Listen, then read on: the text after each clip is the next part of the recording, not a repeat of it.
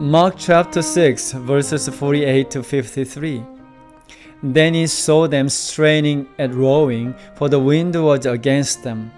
Now about the fourth watch of the night, he came to them, walking on the sea, and would have passed them by. And when they saw him walking on the sea, they supposed it was a ghost, and cried out, for they all saw him and were troubled.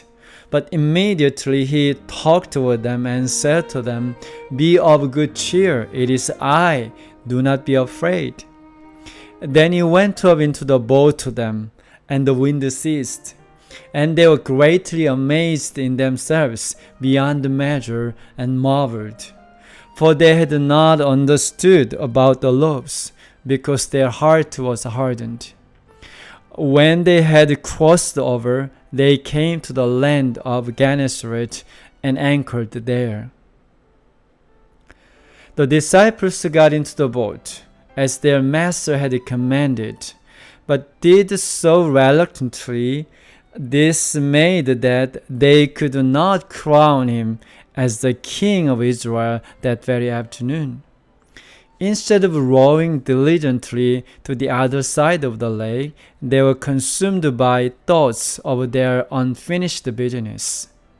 They couldn't understand why Jesus suffered patiently, while the Jewish leaders called him the captain of heresy.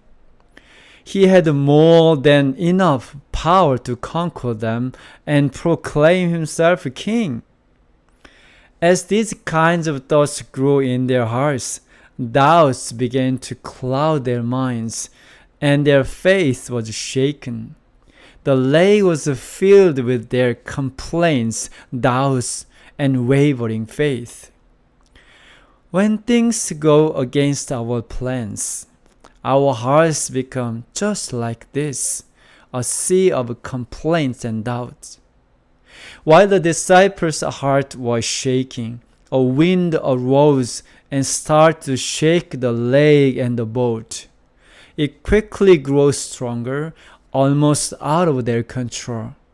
And now their complaints were gone, and their only thoughts were about their survival and safe arrival on the other side of the lake. Although the wind brought the suffering, it banished their complaints. The strong winds in our lives sometimes have the same role. Jesus, seeing them from the shore, walked across the water in order to extend his saving hands to them. However, when they saw him, they thought he was a ghost and were terrified. Instead of seeing Jesus, one who had come to save them, they saw a ghost, one who would bring them harm. Jesus walked on the water to save the disciples. When the boat of our life is shaken and in danger, the way he comes to us might be different. No matter how it looks, it is Jesus' saving hand. Suffering from a physical illness, failing an important exam, losing a job, all of these look like ghosts that have come to harm and destroy us. Yet they could be saving hands that lead us down the right path towards salvation, fulfillment of our goals and happier lives. Jesus said to the frightened disciples, "Be of good cheer, it is I. Do not be afraid." When he steps into the midst of our suffering and shaking, he reveals who he is.